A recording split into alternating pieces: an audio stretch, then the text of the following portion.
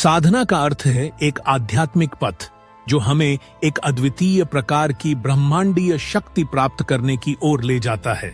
कई लोग साधना करते हैं ताकि वे भगवान की महिमा को देख सकें, उसके और उसकी रचनाओं के अनुभव कर सकें। लेकिन कई साधक ऐसे भी हैं जो साधना करते हैं ताकि वे ब्रह्मांड में उपलब्ध ब्रह्मांडीय शक्तियों का स्वाद ले सकें। ऐसे साधक अक्सर अप्सरा साधना करते हैं ताकि वे अप्सरा को बुला सकें और अपने जीवन को बेहतर और कामुक बना सकें।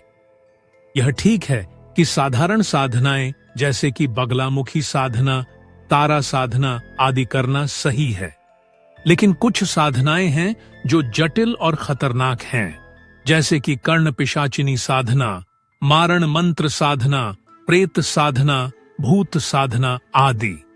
ये साधनाएं तामसिक क्रियाएं हैं और सामान्य व्यक्ति के लिए अनुशंसित नहीं हैं। आज मैं आपको बताने जा रहा हूं कि आपको अपने जीवन में कर्ण पिशाचिनी साधना करने के बारे में सोचना भी नहीं चाहिए। कर्ण पिशाचिनी साधना एक तामसिक क्रिया है।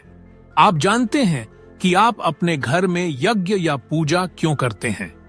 ये अनुष्ठान न केवल आपके घर और परिवार में शांति और समृद्धि लाते हैं, बल्कि आपके कोटि या योनि के स्तर को भी बढ़ाते हैं। आपने मानव के रूप में जन्म लिया क्योंकि आपके कोटि का स्तर अच्छे कर्म करने के बाद निम्न प्रजातियों से उच्च प्रजातियों की ओर बढ़ा।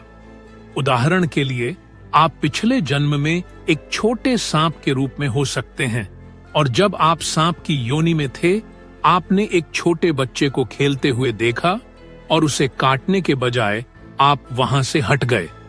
यह आपके अच्छे कर्मों में जोड़ा जाता है और निश्चित रूप से आपके कोटि के स्तर को बढ़ाने में मदद करता है, जो आपको मानव रूप में जन्म लेने की ओर ले जाता है। हमारा कर्म है कि हम अपने कोटि या योनि के स्तर को बढ़ाएं। कोटि का उच्चतम स्तर मोक्ष है, यानी जन्म और मृत्यु के चक्र से मुक्ति। कर्ण पिशाचिनी साधना आपको नीच कोटि की ओर ले जाएगी। प्राचीन अघोरी ग्रंथों में स्पष्ट रूप से उल्लेख किया गया है कि यदि एक सामान्य व्यक्ति तामसिक क्रियाएं जैसे कर्ण पिशाचिनी साधना करता है तो उसका कोटि का स्तर सबसे नीचे गिर जाता है और उसके मोक्ष के अवसर लगभग समाप्त हो जाते हैं। एक सामान्य व्यक्ति यदि यह साधना करता है तो उसकी अगली जन्म पाताल लोक, दैत्य लोक, किन्नर लोक आदि में होगी। कर्ण पिशाचिनी आपको दास बना देगी। 965 में से यदि 1% भाग्य आपके पक्ष में है और आप इस साधना को करते हैं और कर्ण पिशाचिनी को अपने नियंत्रण में लाते हैं, तो क्या आप जानते हैं कि आपकी मृत्यु के बाद क्या होगा?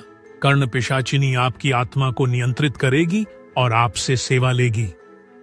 यदि आप 20 वर्षों तक उसकी सेवा लेते हैं ताकि आप किसी के अतीत को जान सकें, तो वह आपकी आत्मा से कम 2000 वर्षों तक सेवा लेगी। यह आपको मजाक लग सकता है, लेकिन आप अपने दादा दादी से पूछ सकते हैं। यदि आप किसी तामसिक आध्यात्मिक शक्ति जैसे भूत, चुड़ैल, दाई, आत्मा, पिशाच आदि से सेवा लेते हैं, तो आपको अपनी मृत्यु के बाद उनकी सेवा करनी होगी। यह नियम है। क्या आपका गुरु कर्ण पिशाचिनी साधना में मदद करेगा? यदि आपके पास एक सच्चा आध्यात्मिक गुरु है, तो वह कभी भी आपको इस साधना की सिफारिश नहीं करेगा। इसलिए कम से कम अपने गुरु से इसकी उम्मीद न रखें। अगर आपने फिर भी इसे करने का फैसला किया है, तो अघोरियों की तलाश करें। हरिद्वार एक अच्छा स्थान है। रात 1 बजे के बाद शमशान घाटों की तलाश करें। आपको निश्चित रूप से उनमें से एक मिल जाएगा। अघोरी ऐसी साधनाओं के लिए जाने जाते हैं।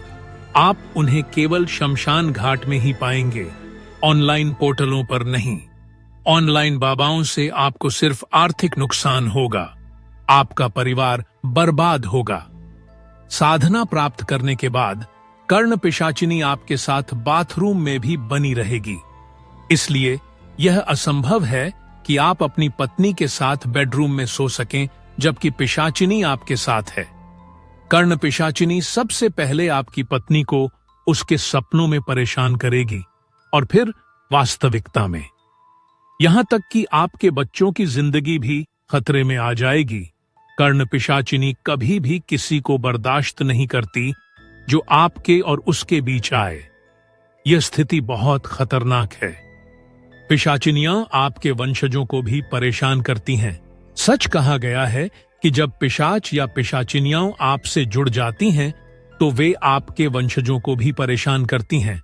ऐसी शक्तियों को बुलाना आपके पूर्वजों पर एक प्रकार का कलंक है। आपके पूर्वजों का कर्म आपको बचाएगा, लेकिन यह निश्चित सीमाओं के भीतर होगा, क्योंकि पिशाचिनियां चुड़ैलों और दाइयों से 1000 गुना अधिक शक्तिशाली होती हैं। इसलिए सोचिए, क्या आप सच में इस तामसिक साधना के रास्ते पर चलना चाहते हैं? क्या आप अपने और अपने परिवार के भविष्य को खतरे में डालना चाहते हैं? साधना का सही मार्ग चुनें जो आपके जीवन को सकारात्मक दिशा में ले जाए। अपने कर्मों को सुधारें और अपने कोटिठी को ऊंचा उठाने का प्रयास करें। केवल तभी आप असली मोक्ष की ओर बढ़ सकते हैं।